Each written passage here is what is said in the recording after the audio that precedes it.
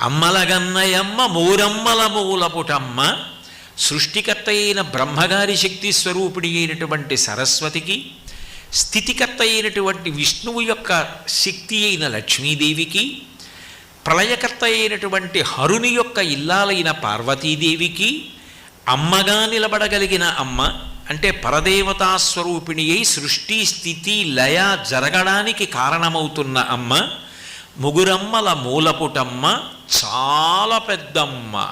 ఎంత పెద్ద అమ్మ అంటే ఆవిడ ఎప్పుడుంది అంటే పూర్వజ. ఈ సృష్టి ఎప్పుడుందని నువ్వు అంటున్నావో అంతకన్నా ముందు ఆవిడుంది. ఈ సృష్టి ఎప్పుడు మహాప్రళయంలో లేకుండా పోతుందో అప్పుడు ఆవిడుంది. మరి అప్పుడు ఉండి ఇప్పుడు ఉంటే ఆవిడ చాలా వయసులో పెద్దది కదా. అంటే నిత్యయవ్వన.